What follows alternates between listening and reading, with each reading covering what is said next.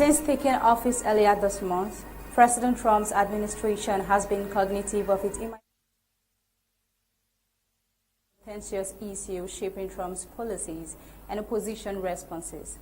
How has Trump ensured the progressions of these orders? Well, this and many more we'll get into. You're welcome, and let's get into the details.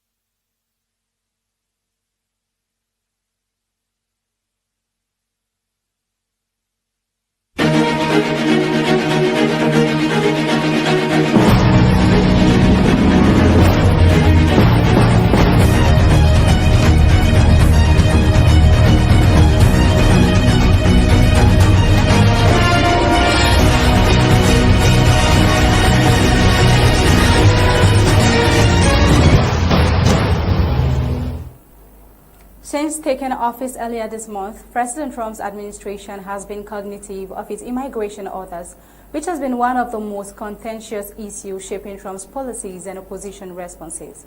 How has Trump ensured the progressions of these orders? Well, this and many more will be detailed into this flash news on Undaunted ABC Amba TV.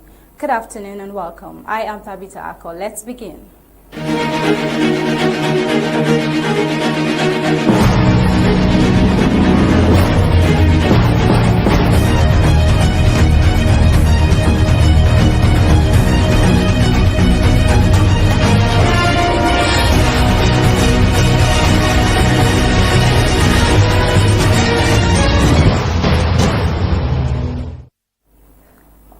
President Donald Trump has announced plans to expand a migrant detention facility at Guantanamo Bay, Cuba, to hold up to 30,000 migrants, further broadening the role of the Pentagon and the Department of Homeland Security in his administration's immigration crackdown. Speaking at the White House on Wednesday, Trump said he had signed an executive order instructing both agencies to begin preparations for expanding the facility. In his address, Trump emphasized that the facility would be used to detain what he described as the worst criminal illegal aliens who pose a threat to American citizens. Some of them are so bad that we don't even trust the countries to hold them because we don't want them coming back, Trump stated. So we are going to send them out to Guantanamo. This will double our capacity immediately. The U.S. naval base at Guantanamo Bay already houses a migrant processing center, which has historically been used to detain Haitians and Cubans intercepted at sea. This facility, however, is separate from the high-security U.S. prison for foreign terrorism suspects, which currently holds 15 detainees and has been widely criticized by human rights groups. Trump's brother Caesar, Tom Homan, later confirmed that the Immigration and Customs Enforcement Agency would oversee the expanded migrant center, calling it a move to ensure that the worst of the worst are properly detained. When asked about the cost of the expansion, Homeland Security Secretary Kristi Noem said the administration was still working with congressional appropriators to secure the necessary funding. The move is expected to trigger significant pushback from Democrat and human rights organizations who have long opposed the use of Guantanamo Bay for detention purposes. Taking a lane through history, the detention center at Guantanamo Bay was established in 2002 by then-President George Bush to house suspected foreign militants captured in the aftermath of September 11, 2001 attacks.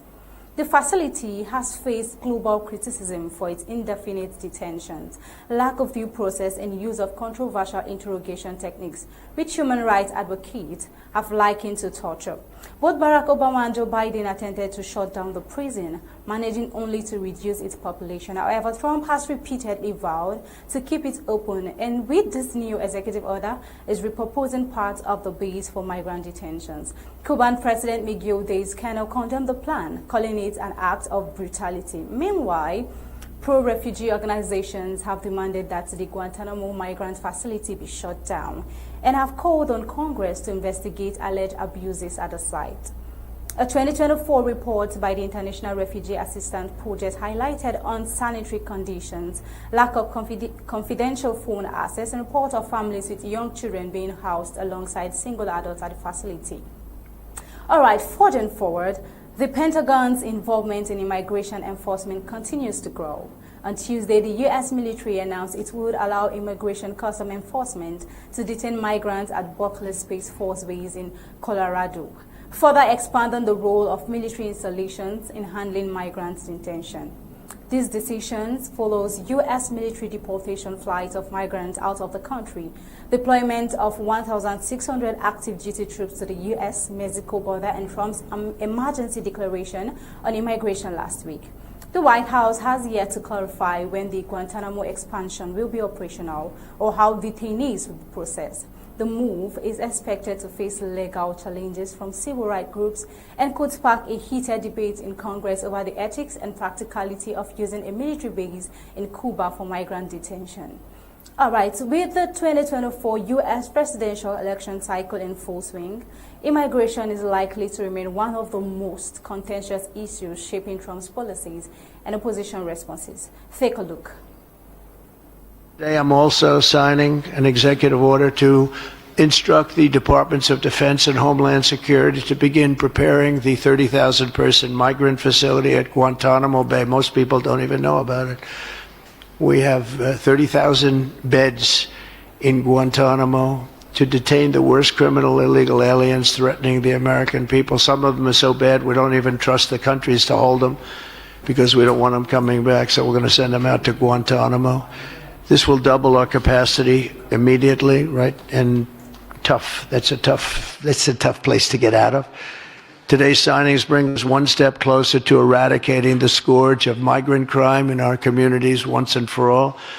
And it was just it's just an unforced error that we even have to be doing this. Now we need Congress to provide full funding for the complete and total restoration of our sovereign borders, as well as financial support to remove record numbers of illegal aliens. As this continues to unfold, it is safe to say a remarkable comeback it is for America and the world.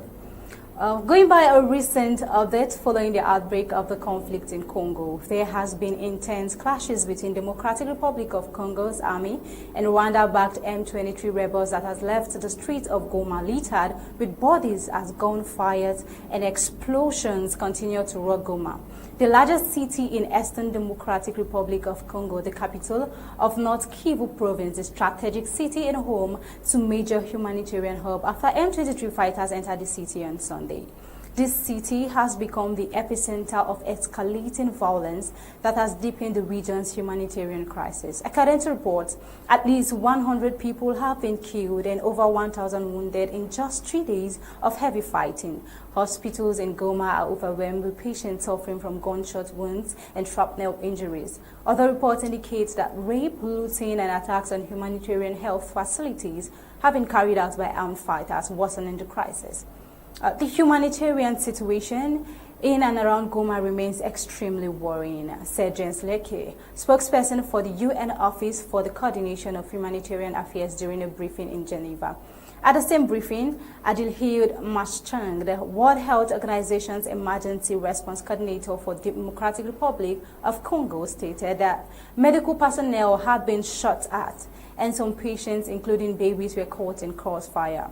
Teresa Kaikwamba Wagner, Foreign Minister of the Democratic Republic of Congo during an emergency UN Security Council meeting in New York, revealed that more than 500,000 people had been displaced by the conflict in January alone. The International Committee of the Red Cross reported that one of its hospitals received over 100 patients in just 24 hours, many suffering from severe trauma caused by mortar fire and shrapnel. Oh wow, that's heartbreaking. International peacekeeping forces have also suffered casualties in the past week. 13 South African peacekeepers, 3 Malawian soldiers, and 1 Uruguayan soldier have been killed, according to military officials from their respective countries. The M23 militia, a Tutsi-led rebel group, claims to be fighting to protect the interests of Congolese, Tutsis, and other minority groups. However, the Democratic Republic of Congo, the UN, the US, and other international organizations accuse Rwanda of backing the rebels, a claim Rwanda denies. The conflict has sparked widespread protests across the Democratic Republic of Congo, particularly in the capital, Kinshasa, where demonstrators attacked foreign embassies, accused of supporting Rwanda's involvement. Protesters targeted the embassies of Belgium, France, Kenya, Rwanda, and the US, setting fires at the French and Rwandan missions. All of this is because of Rwanda, one protester said. What Rwanda is doing is in complicity with France, Belgium, the United States, and others. The people of Congo are tired. How many more times must we die? As protests intensified, demonstrators burned tires and clashed with police, who responded with tear gas. Take a look.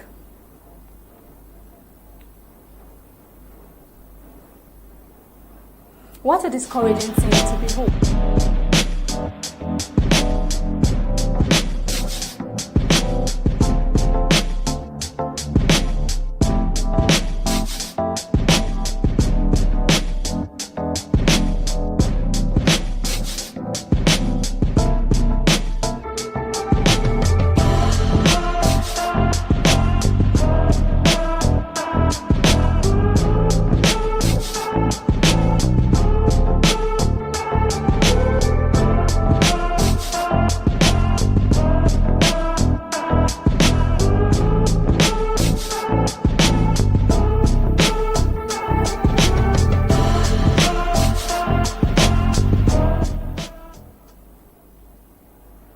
Well, a discouraging thing that was. As the conflict escalates with no resolve in sight, the U.S. Embassy in Kinshasa issued a statement on Tuesday urging American citizens to leave the Democratic Republic of Congo immediately due to an increase in violence throughout Kinshasa. The U.S. Embassy advises U.S. citizens to shelter in place and leave the country as soon as commercial options are available. Meanwhile, Democratic Republic of Congo Communication Minister Patrick Muyaya on the national TV called for calm, urging protesters to stop attacking diplomatic missions. We have every right to express our anger, but let's do it peacefully.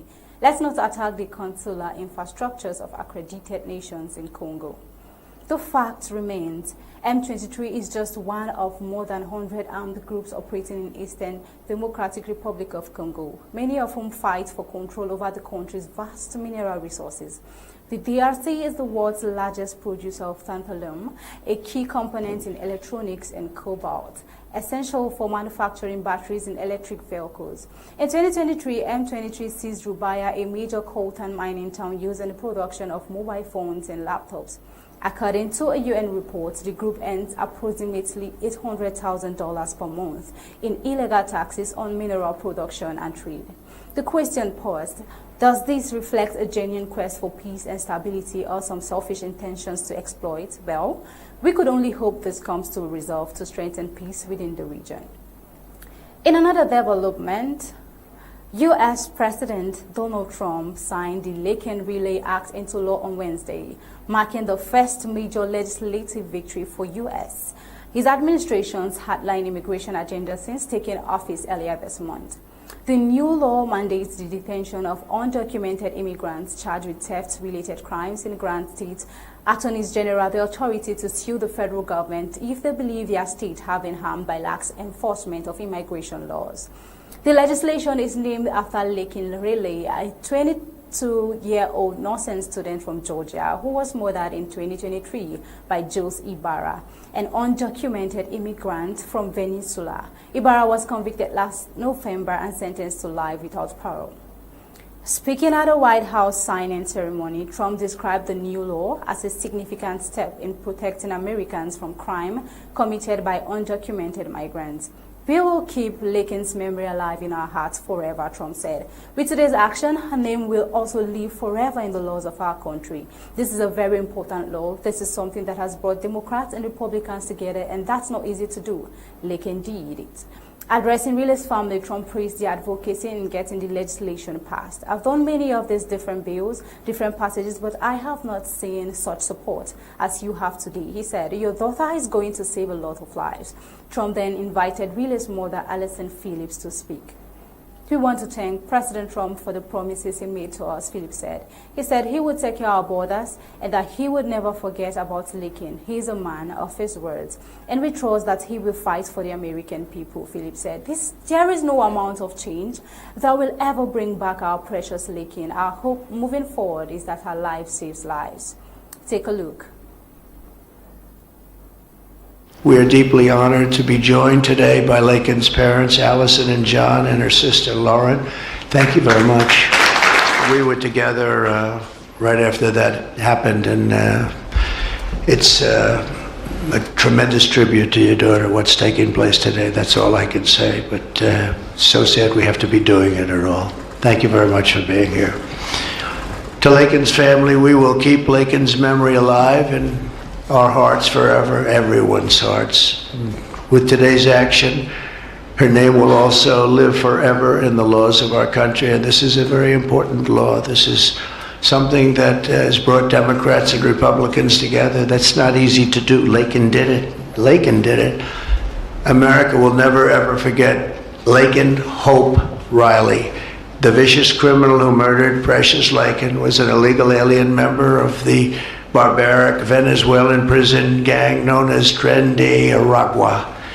He trespassed across our southern border in 2022 and was apprehended by Border Patrol, but under the cruel policies of the last administration, instead of being deported as he should have been, he was released into the United States, as were millions of other people, many of them very dangerous people. And you see what we're doing, we're getting the hell out of here. President Trump, indeed, is a man of his word. Well, while the law has been celebrated by Trump and his supporters, immigration rights advocates warn that it represents one of the most aggressive expansions of mandatory detention in U.S. history. Sarah Mehta, senior border policy counsel for the American Civil Liberties Union, criticized the legislation as extreme and reactive. This bill authorizes the largest expansion of mandatory detention in decades, sweeping in children, three-month parents of U.S. citizen children, and other long-time community members, many of whom even Immigration and Customs Enforcement does not consider a priority for detention, Mehta said. She also argued that the legislation fails to offer meaningful reforms to the country's immigration system. Since taking office earlier this month, Trump has enacted a series of sweeping anti-immigration measures, including ending birthright citizenship, though a U.S. judge has temporarily blocked the order, suspending refugee admissions, significantly reducing the number of asylum seekers allowed into the U.S., declaring migration an invasion, a legal designation that allows for expanded deportation powers and increased military presence at the southern border. Well, the Laken Relay Act represents a major legislative milestone in Trump's border immigration crackdown, and it is likely to face legal challenges from civil rights organizations. For now, the law's impact on the undocumented, documented immigrant population and state-federal legal battles remains to be seen. This is where we'll be drawing the curtain on today's edition of Flash News. Remember, we'll be bringing you untold stories and Undaunted at the top of the hour by 8 p.m. Until then, do have a pleasant day.